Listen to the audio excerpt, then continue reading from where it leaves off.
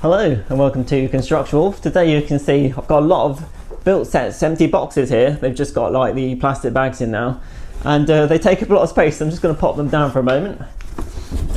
There we go. And what I plan to do is actually store these boxes, flatten them down because, they just take so much space, and I've just been building sets and just putting them to one side in a spare room or putting them up in the Lego loft. And it's got to the point now where I need to make some space. So I'm going to arrange these boxes now. And I've now put all the boxes piled up high so you can see how many I've got. And I didn't carry them in like this because I was taking a photo for the thumbnail, and actually an accident where this top box just fell off and smacked me in the face, which I'll show you. But yeah, I need to be a bit more careful, so I thought I'd come in a bit more elegantly this time. So you can see I've got lots of boxes, including the big mountain fortress in its box.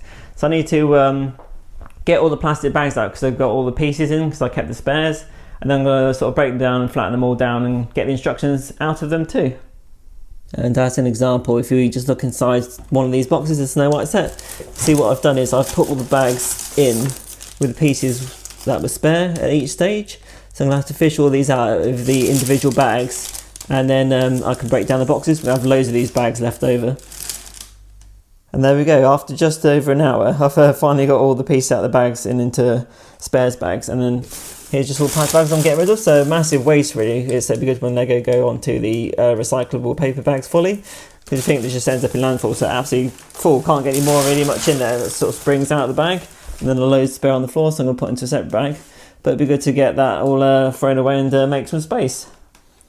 I've placed all those plastic bags in those bin liners outside for the rubbish. Glad to get rid of all those because they take up a lot of space. And I've just laid all the boxes here ready to flatten down, but just having a quick look through, and it brings back the memories of previous times, like the medieval town square that I built around launch day. That was last year actually, in March. And then what else do we have? We have like the Great Wave. And then what else? Disney camera. Yeah, that was a good one that we did with the wolf, and like that one quite a lot. This is a recent one that I've just done, the Milky Way Galaxy. And then the sort of Lunar Year family reunion celebration Chinese restaurant. And then this was a good one as well. That's the only winter village set I've done so far, which I managed to do with Wolf again, which was the Alpine Lodge. Fortunately, these sort of sticky push tab boxes, they're hard to open, without damaging the boxes. It's a little bit damaged. That's the Art of Chocolate house that I've just built very recently. And this was a good one as well. Last year, the Snow White and the Seven Dwarfs, the cottage. So yeah, that was a good one again. Again, did Wolf, just bring about lots of memories with him. And then this was our first brilliant designer set, the Parisian Street. I enjoyed doing that, and that's actually in the Lego City right now. And then here we go, got the Lego Friends. This is where I doubled up this into a big modular building. That turned out really well. I was quite happy with that. And the Super Mario Piranha Plant. So that was a good fun one. Actually, the wolf was always, sort of good sport, and he sort of pretended to be attacked by the piranha plant. So that again brings back lots of nice memories with him. And then this is the recent one, the Tudor Corner that I've built, and reviewed. And then what's in it? Oh, this is the big mountain fortress box, which is a bit of a pain to get out, but there it is. But absolutely massive box. So what I plan to do is flatten all these down and then try and put them all into this big box that the mountain fortress come in. So let's try and do that now. And before I flatten these boxes down, I thought I'd show you all the spares that I've got.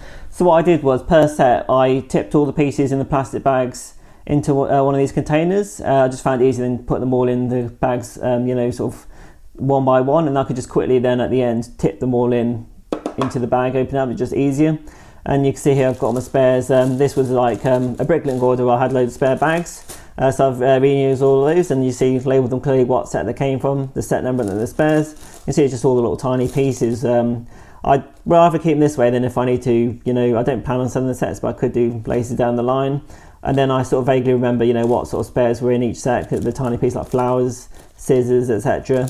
And I just don't have big parts to put them into part storage.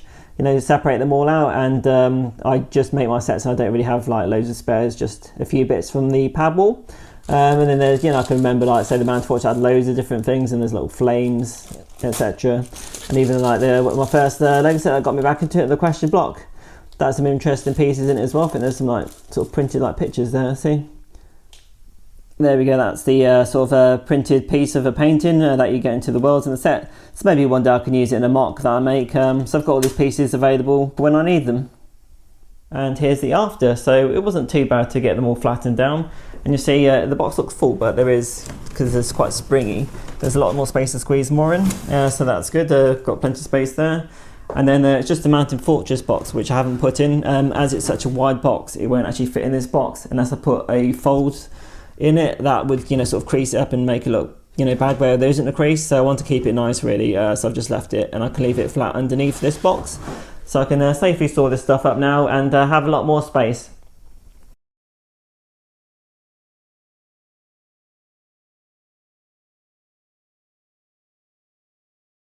So that's how I've gone about freeing up some space and storing my boxes for now. So as you saw, it's a massive amount of space that I've freed up, but I just don't have the heart to throw out these boxes, as they're part of the collection themselves, really. And if I did decide to sell these sets later down the line, it would increase the value, maybe not by much, but a bit, if the collector's looking for the completes out there. Also got a big pile of instruction books as well, which I'll have to find a safe little space to store them. So yeah, I'd be interested to hear from any of you watching. Do you keep your boxes? Do you just discard them because they take up too much space? Because that's the problem with Lego, not just the sets, take up the space, but all these boxes as well over time. Yeah, it'd be interesting to also hear from you to see maybe in how you store your pieces. Because I've gone for that method, but maybe you have parts or you might utilise them elsewhere, I don't know. So any interesting tips, I'll be happy to hear. And hopefully you found this video useful. So something different, just storing boxes, all that might not sound exciting, but something we all have to go through and do. So yeah, I thought I'd just throw the ideas out there and we'll get some feedback back. So thank you for watching, and hope to see you again next time. Bye.